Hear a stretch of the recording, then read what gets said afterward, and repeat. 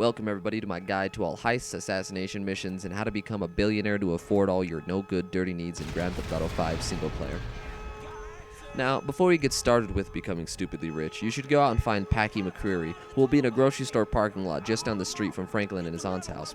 There you will find him shaking down the owner of the store, and all you have to do is pick him and his partner up and lose the cops. You'll need Packy for several heists, as Packy has high stats and his cut percentage is lower than Gustavo Moto's. The first mission you're going to hit is heist number 1, the jewel store job. For the approach, choose option B. For your driver, pick Kareem Denz. This little turd nugget is going to bring sports bikes, which will make the getaway a little harder once you get into the tunnels, but you'll get more money out of it at the end. For your gunman, pick Packy McCreary. He's cheaper than Gustavo Mota, and if you pick Norm Richards, Norm will crash his bike at the tunnel entrance. You can pick up his take, but you're going to need the cheapest gunman possible for the highest take on the final heist. For your hacker, take Ricky Lukens. He seems to have absolutely no idea what he's doing, but he gives you just enough time to grab all the jewels if you move quick enough. The final take should be just under 5 million, with about 1.2 million going to Michael and just under 300,000 going to Franklin. At this point, you'll be able to do the hotel assassination mission. You have to get this mission done to progress in the game. You won't get much out of it, but we can still use it to make a little dough. Now, before you start the mission, invest in beta pharmaceuticals with all of your characters. After the mission, you should save your game. Head to one of your safe houses and keep resting and checking on the stock prices until the stock peaks. It usually takes a few days for the stocks to reach their peak, and the stocks don't usually move much on the weekends, so it could take an extra amount of time if you finish the mission late in the week. I invested and finished the mission on Friday, and by late Monday, the stock peaked at about 50%. After selling the stock, invest in Bilkington Pharmaceuticals. Continue to rest until the stock peaks. I invested on Monday, and by Saturday, the stock peaked at about 98%. Now, keep in mind that the percentages I get are most likely not the max percentages you can get. I am sure that there are tricks for waiting for the stock to drop to its lowest, and sometimes maybe just luck plays into it as well. This is why you have to save and make separate saves so that you can keep on playing with it to see what the true max return percentage is for you.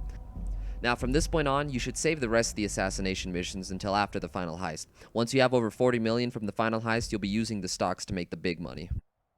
Technically, at this point, the next heist is the Merryweather heist, but you don't actually make any money out of it. I just thought I should mention it so it doesn't get lost in the shuffle and confuse anybody.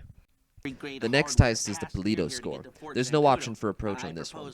For your gunman, pick Packy McCreary or Chef since they have the same cut percentage. If you use Daryl Johns or Norm Richards, they'll be pinned by a police car. You can pick up their share, but you want both of them for the final heist. You'll start the getaway with just over 8 million, and if you're careful enough, you should be able to end up with just under 8 million. Your end score depends on how much you still have left at the end. If you get just under 8 million, Michael, Franklin, and Trevor's cuts should be about 444,000.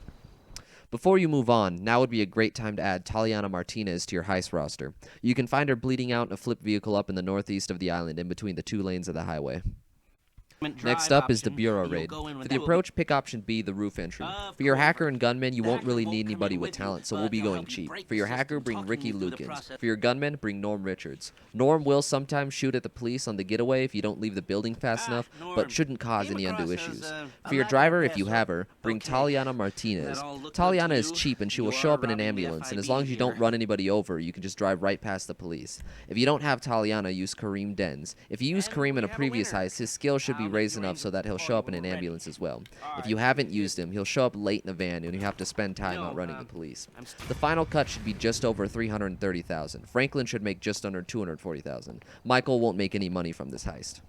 Next is the final heist, the big score. For the approach, pick option B. Driver number 1 will be the chopper pilot. Pick Taliana Martinez. For driver number 2, pick Kareem Denz. Just make sure not to pick him for driver 1 as he might crash the helicopter. For both gunmen, choose the cheapest guys you have, which should be Norm Richards and Daryl Johns. You should get around 41 million per character if you do everything right. I didn't quite make the 41 million just because for some reason I didn't have access to Daryl Johns in the replay. Now that you got a hefty bank account, it's time to turn to the assassination missions to turn yourself into a billionaire. First off is the multi-target assassination mission. Remember that the percentages that I get may be higher or lower than what you get. Before you start the mission, invest in debonair cigarettes with all your characters. Once it's over, you should save your game. Head to a safe house and continue to rest until your stock reaches its peak. I invested late Monday, and for me it only took about a day to peak at about 51%. Now, I would suggest immediately saving after selling the debonair stock because the redwood stock can be a little tricky. With this next investment, I had to wait a little bit for the stock of the redwood to bottom out before I could invest and make any money off of it. It took a few reloads, but from finishing the mission on Monday, the stock seemed to have bottomed out on around Sunday. I had invested a little too soon, and the stock dropped a little further before finally rising, but by the following Thursday, the stock raised to about 263%. So I'd like to say again, save right after you sell the debonair stock to make sure you don't miss the drop in the redwood prices. Next is device assassination. Once again, my final returns may not be the same as yours. Before the mission, invest in fruit stock. I invested late Thursday, and by Saturday, my percentage had reached 25%. Next, invest in facade. I invested mid-Saturday, and by Friday, the stock had peaked at about 33%.